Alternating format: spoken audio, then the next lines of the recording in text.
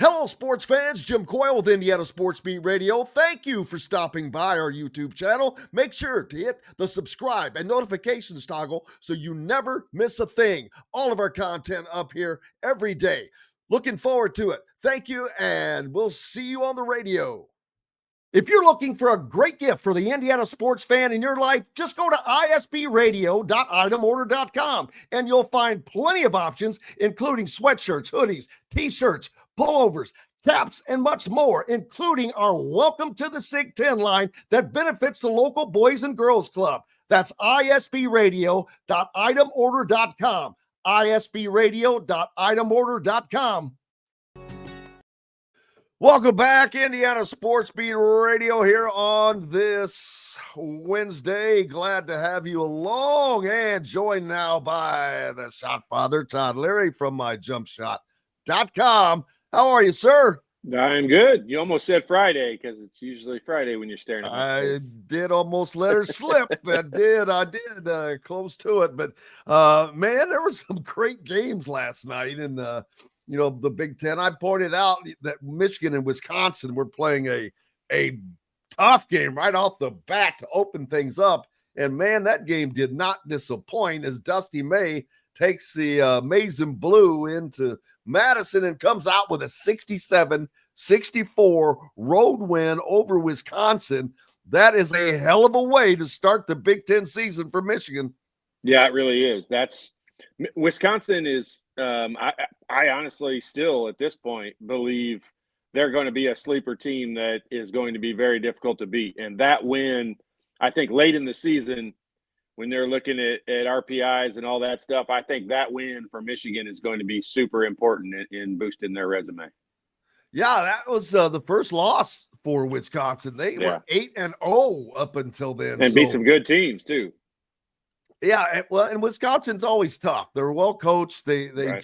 it doesn't matter. They're kind of like a daggone Illinois every year. It's like, gee whiz, it doesn't matter who they lose. They're able to come back. Vladislav Golden kicked in a 24 career high. I can't believe that. It's a career high. 24 points for him last night is the transfer from FAU that came up with Dusty. But Wisconsin was ranked number 11 too. So it's not like there's some Johnny-come-lately slouch. Yeah, they had gone and won. I think it was the Greenbrier Classic tournament that they had gone and played in, and they won that thing and beat some good teams throughout that tournament. But yeah, I watched a good portion of that game, and Vlad ended up scoring a lot of easy baskets off of the kid that transferred from Yale. I'm blanking his name right now, but Wolf is his last name. I think Nick Wolf or something like that. But I mean that kid he's a 6'11" guy that handles the ball and can shoot threes and can do everything. And they were putting him in the dribble drive, pick and roll, and he and Vlad just were unstoppable. Like he kept giving layup after layup. They did not run very many plays for Vlad to end up with 24 points. It was just all the pick and roll game, and they kept finding him for easy baskets inside. Can you imagine if they were able to get the other dude to come with them? Johnny John L. Davis. John L. Davis. It's from Gary, Indiana, up there. He ended up Arkansas. Yeah. I think, and this is nothing against John L. because hell, I probably couldn't have gotten it. Michigan's tough to get into. It's tougher than all Big Ten schools are hard to get in. Well, we saw that with Caleb Love a couple of years ago. Remember when he transferred in there and his credits wouldn't transfer from North Carolina, and so he ended up at Arizona just because he couldn't get registered in school. And man, that's the only case of that I have heard, and I can't tell you how long. Like it's amazing how difficult that must be to get into because that's just the only case I've heard of in the last 20 years. And how tough would they be if they had him on their roster on top of that? Yeah. Honestly, I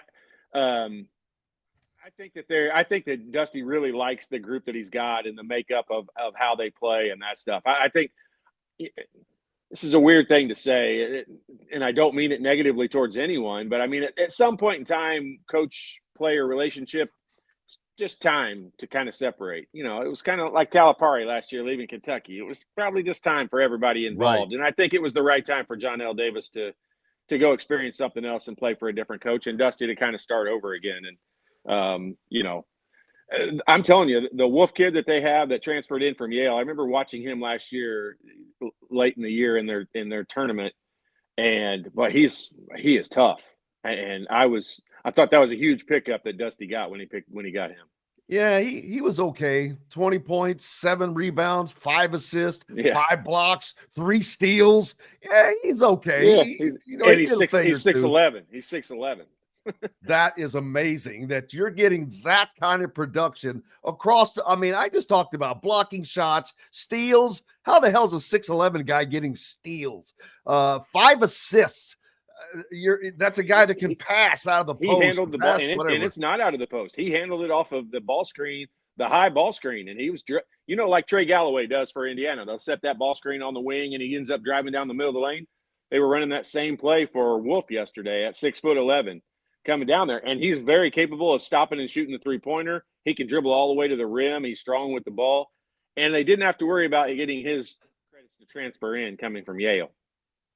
Iowa has to hit a last-second three-point shot to hold off Northwestern at home last night. Yeah, and I watched part of that game too.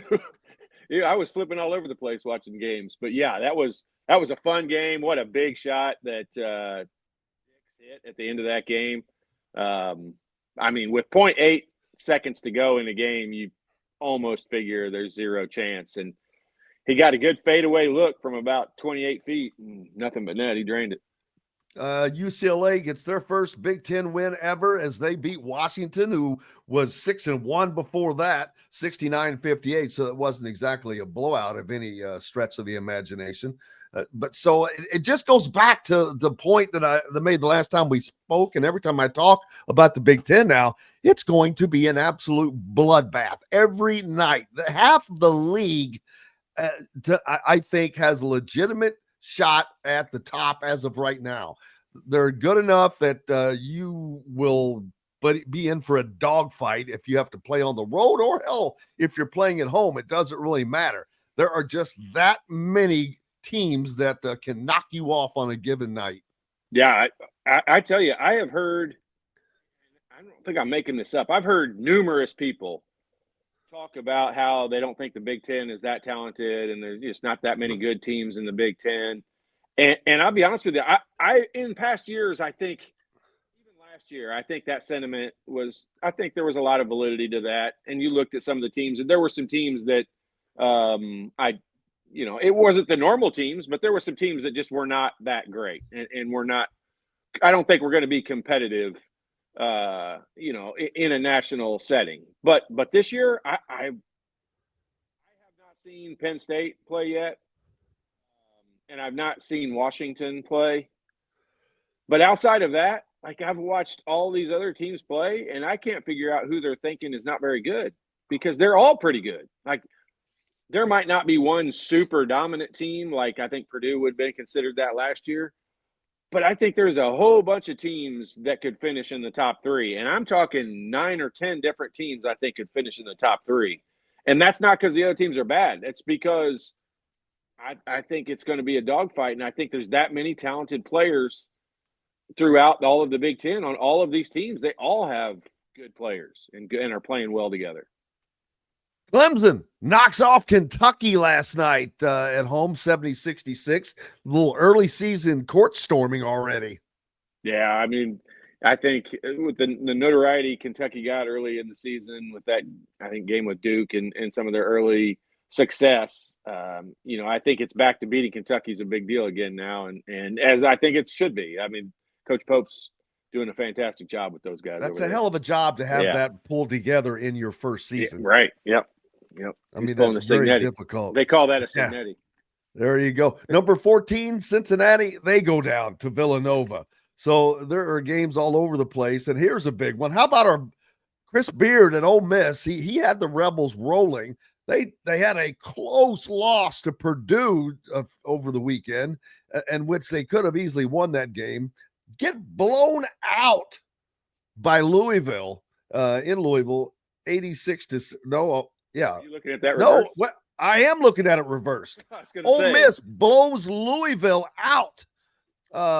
Chris Beard, let's talk about coach of the year already. This is a guy who came into Ole Miss a year ago into a team that was 13-22. They start 15-0 last season. This year, he has them ranked early on, and now they're kicking the crap out of teams that just kicked the crap out of Indiana. I don't like the comparisons of they beat this team and that team beat this team, so they got to be better than them. I don't fall too much into that. Every game takes on its own personality and goes its own direction. And exactly. But I will say I have watched them play, and I did watch them play against Purdue, and they are legit and they are good. And he's got a good product that he's putting out on the floor. And you know, I think it kind of goes the same way as what we say about you know, Coach Beard had the issues a couple of years ago at Texas, and when he ended up getting dismissed from there.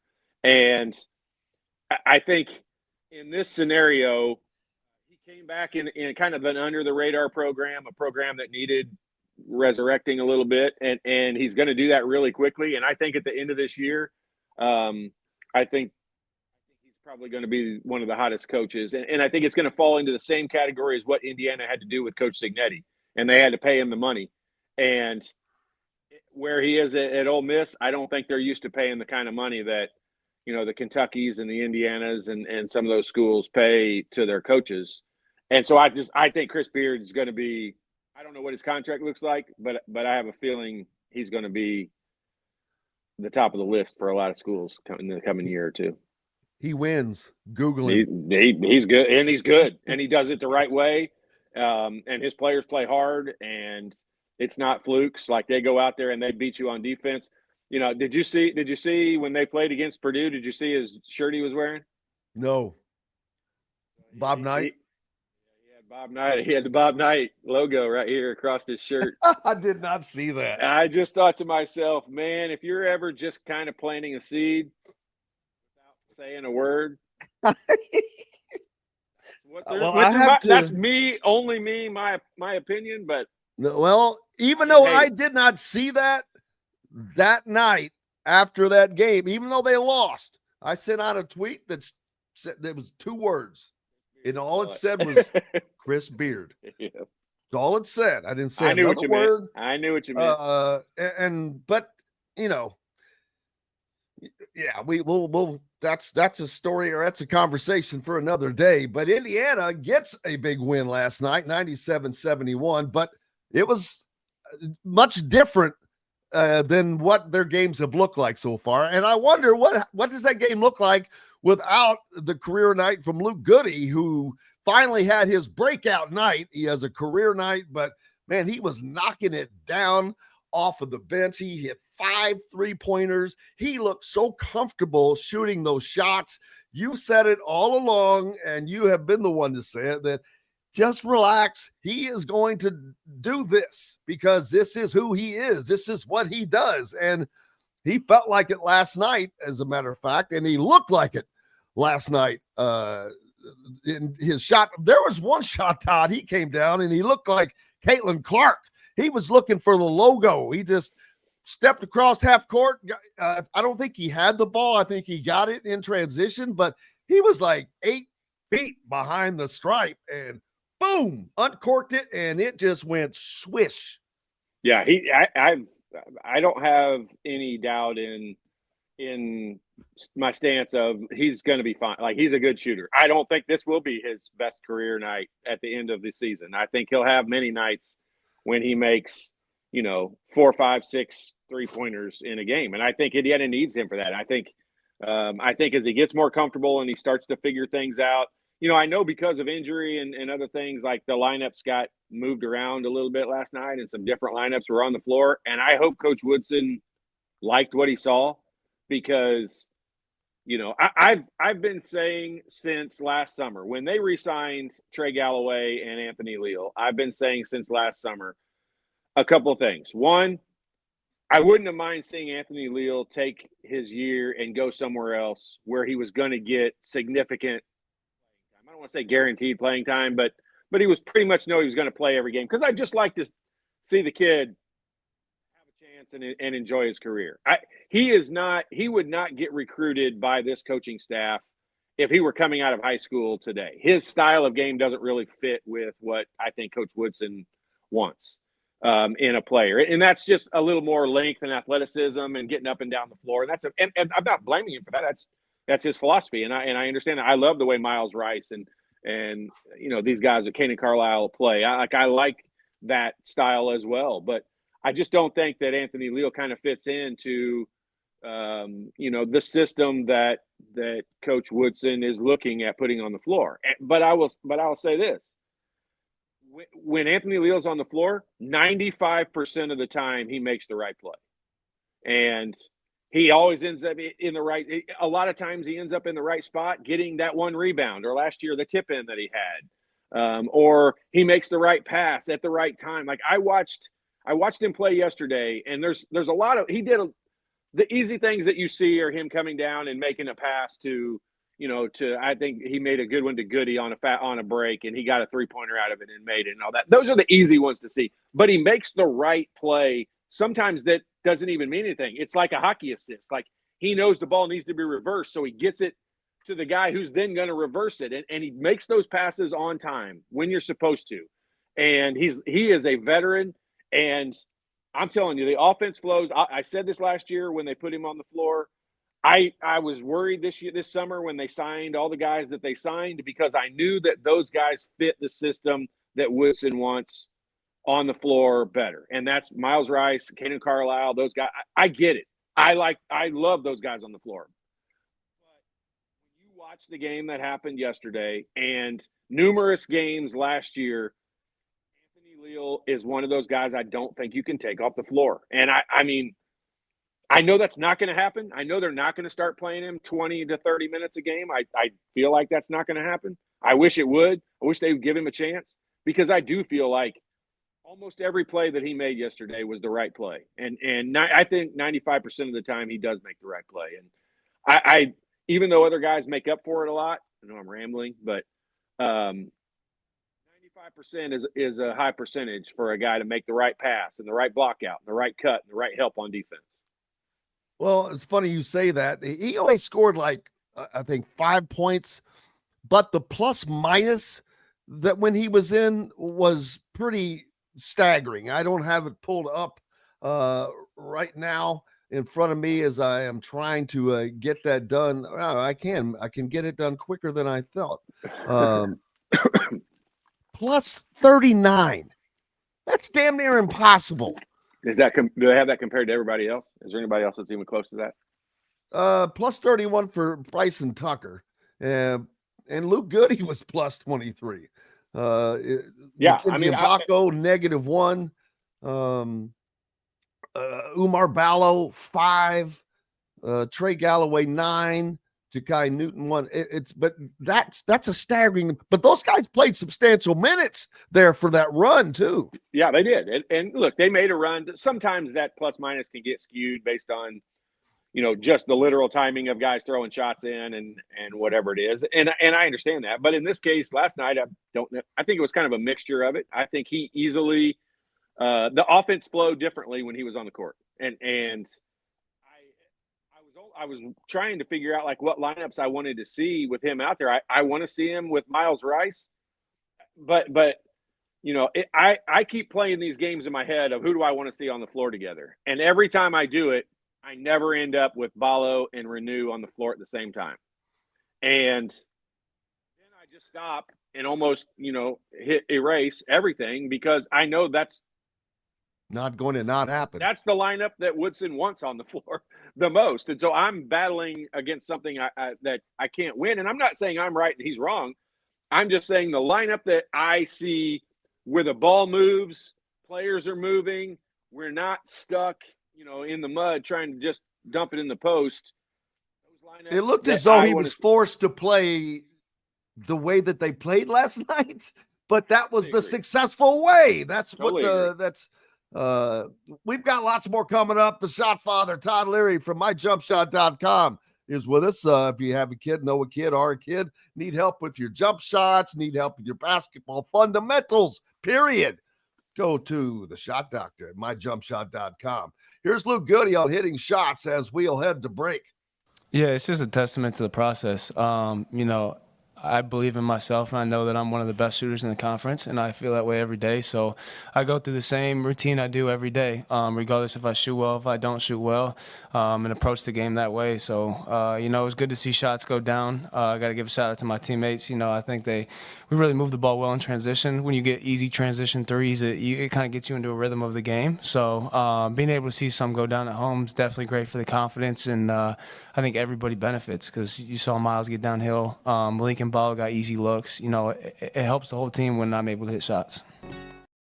Welcome back, Indiana Sports Beat Radio on this Wednesday. Thank you for being with us. We appreciate you greatly. Todd Leary, the shot father, with us from myjumpshot.com. And Indiana gets a win last night as they get closer and closer to Big Ten play starting for them. That comes next Monday, man. It's going to be right around the corner, but they get a nice win last night. Miles Rice has a good night shooting from the floor, 9 of 12. Overall, didn't get to the free throw line. Malik Renew, 7 of 10, 70% for him, 18 points, 4 of 4 at the free throw line. Umar Ballo was having a night at the free throw line. He was 5 of 7. And I'm like, oh my God. But then he had to he had to go there a few more times and ended up 6 of 10, 60%. Boy, when he goes to the free throw line, it's almost like a hope, kind of a hope, and that shot goes in with this new switch over to the left hand. But a good win for Indiana. But again, man, I'm sure a lot of people enjoyed watching how they played last night and would love to see a little bit more of that more wide open type of offense. Yeah, I mean, I think that people enjoy in today's watching basketball. I think people enjoy seeing the ball move around more, and I don't even know if they know that that's what they enjoy. But when the ball's moving, basketball is much more exciting, and when you get easier looks when you get the defense moving from side to side and you get the ball reversed, and that's why you hear coaches say that all the time. And the ball gets stuck on one side. And it just becomes, kind of methodical at that point, and it slows the game down. And I think the faster pace game is what's, hot right now and more exciting. And the unfortunate part is I think that being the case, or Coach Woods, the fact that we all like it, I think that almost goes the reverse order. I think he almost wants to do it his way and prove that his way is going to work. And it's just I enjoyed watching them play last night when the ball was moving, getting up and down the court. Now, I also understand they were playing Sam Houston State. Like they're not playing, a Big Ten opponent, and we're watching all these other Big Ten opponents play each other. Indiana's usually one of the teams that plays first in all the Big Ten games, at least the last couple seasons they have, and now they're going to be one of the last to not start till next week. But yeah, it's just I enjoyed watching that. I enjoyed the guys getting up and down the floor. I'm telling you. Enjoyed watching Anthony Leal play last night. I hope that he gets an opportunity to play some more, and I hope it's not just because of injuries. Yeah, I have a sneaking suspicion that once the Big Ten season rolls around, we're going to see a lot more of the buddy ball type of offense. And it's just I don't think these other Big Ten teams are going to oblige. They're going to push the issue, and Indiana's going to have to respond. We'll see. I am definitely not a coach. That's why I have the smart people like you on. But man, I think if they could incorporate that a hell of a lot more into their game by game play, they would probably find a little more success. Well, I mean, so like we already talked about Michigan a little bit, but let's use them as an example. So like with Renew and Ballo on the floor, you got a 7-footer and you got a 6'9" or 10 guy up there. Okay. And we'll just say they're not the most nimble guys up and down the court. Like Renew's much better and in much better shape, and his body's in better shape. He gets up and down the floor. I'm only lumping him into that category because I do think he gets up and down the floor pretty well. But Ballo is obviously a little slower. I mean, he slumbers down the floor because he's so big. Like I understand that. I get that. But then you take Michigan and you've got, the Wolf kid from Yale who's 6'11". You got Vlad that transfers from FAU who's 7 feet tall. So they're going to have two big guys on the floor at the same time. The difference is Vlad sets a ball screen out there about 30 feet from the basket, and the guy dribbling off of it is the other 6'11" guy in Wolf. And so you're going to have Ballo and Renew out there guarding the ball screen. Like there was nothing Wisconsin could do to stop that last night. It was unstoppable, and they ran it into the ground. They ran that play until literally the clock ran out. They couldn't run another play because that play was so successful. And what's Indiana going to do in that scenario? Like, I know you want to put your team on the floor and make them defend you, but I don't know how unless Indiana goes to a zone, I don't know how they defend that. And that's just one team. And so I'm just saying, like, I don't know that the lineups are going to allow him to – I shouldn't say that because every time I say something like that, he tries to prove me wrong, I feel like. But well, and I wonder, Umar Ballo only played 19 minutes last night. By far the least amount of minutes he's played. And it was not because of foul trouble. He had 0 fouls.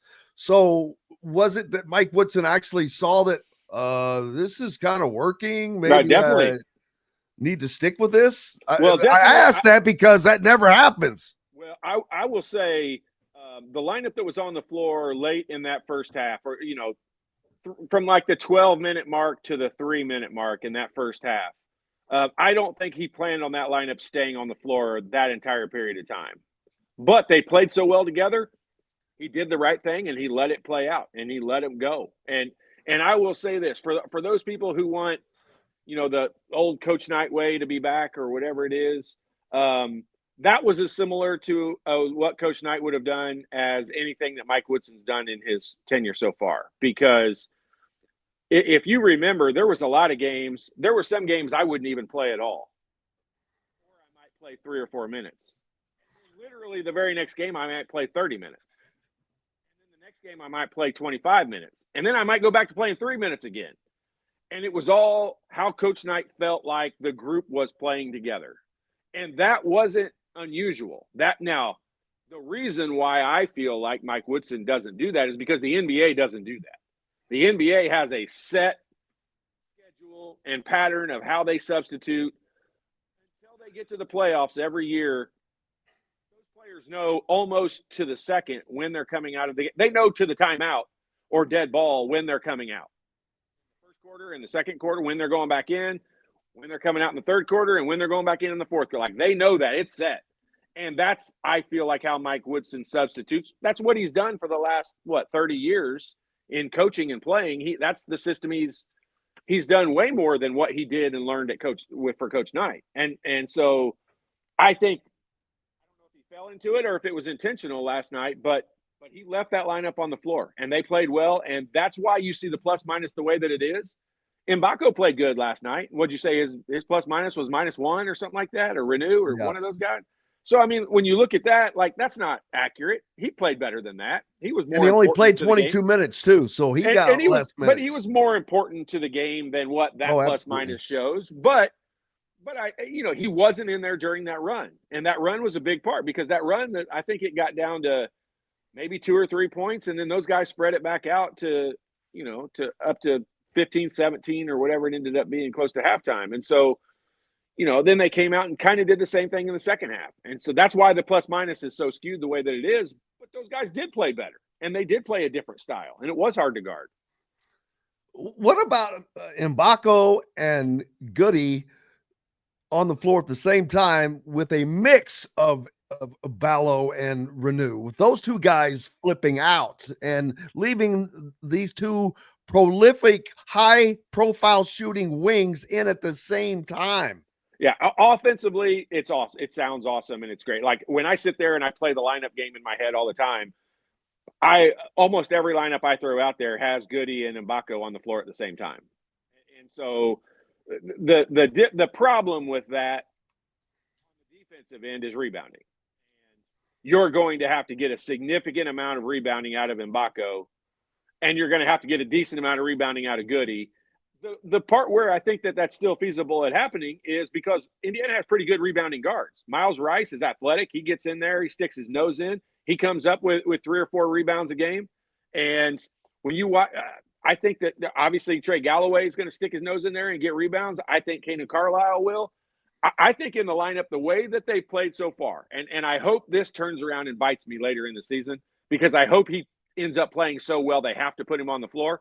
But Kanan Carlisle's been the guy who has, I'll say, produced the least. I'm not going to say he's played the worst, because I don't necessarily, that's not what I'm trying to say. But I think he has produced the least amount from his position.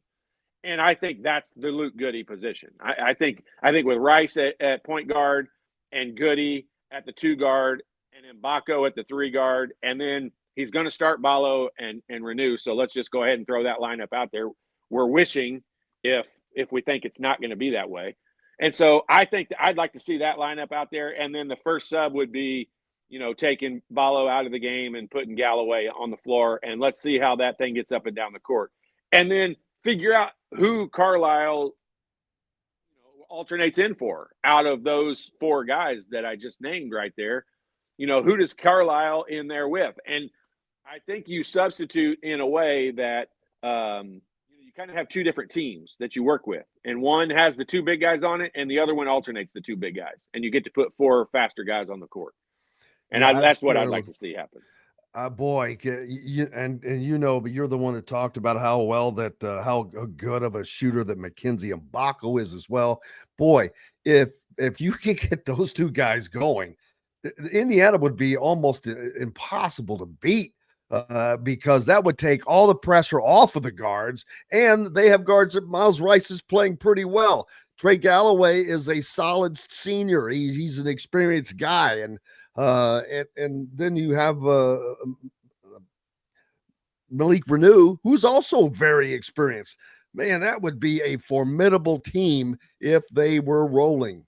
Well, I've watched a lot of basketball, especially coming off of last week with Feast Week and all the different tournaments and good matchups that we got to see last week. And I will tell you, a matchup or a lineup with Mbako and Goode on the floor at the same time, I didn't really see another group, and I'm sure there are some, but it's nice to be able to put them into a pretty elite category. But I didn't see a better duo on the floor at the same time being able to shoot the ball on any team across the country.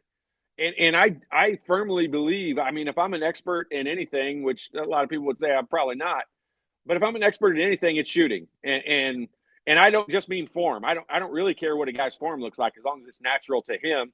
And I think Goode has an extremely fundamentally sound form, and Mbako just has a beautiful form that no one should ever touch because it's I don't want to say flawless, but it's its own version of flawless. It's beautiful. But he and Goode out there on the floor at the same time, I don't know that there's a better tandem of shooters that teams could put on the floor. And I certainly can't think of it in the Big Ten. There's guys that are going to get hot and make shots. I get that. I think we saw last week Braden Smith made his first 4 3-pointers that he took, and Fletcher Lawyer made his first 3. That's a pretty good duo out there. But we all know that's not what Braden Smith wants to do. He wants to distribute the ball and be the true quintessential point guard. So from a 2-guard and a 3-guard perspective of putting guys out on the floor, I think Indiana could have the 2 best shooters in the country on the floor at the same time. I just hope we get an opportunity to see them play at the same time. It would be fun. Todd Leary, the shot father from myjumpshot.com. If you know of, have one, a kid, are a kid, know a kid, can use, or it doesn't have to be a kid, anyone that can use some help with the jump shot with your basketball fundamentals, go to myjumpshot.com. We'll see you again on Friday. Can't wait. Hello, sports fans. Jim Coyle with Indiana Sports Beat Radio. Thank you for stopping by our YouTube channel. Make sure to hit the subscribe and notifications toggle so you never miss a thing. All of our content up here every day. Looking forward to it. Thank you, and we'll see you on the radio. If you're looking for a great gift for the Indiana sports fan in your life, just go to isbradio.itemorder.com and you'll find plenty of options, including sweatshirts, hoodies, t-shirts, pullovers, caps, and much more, including our Welcome to the Sig 10 line that benefits the local Boys and Girls Club. That's isbradio.itemorder.com. isbradio.itemorder.com.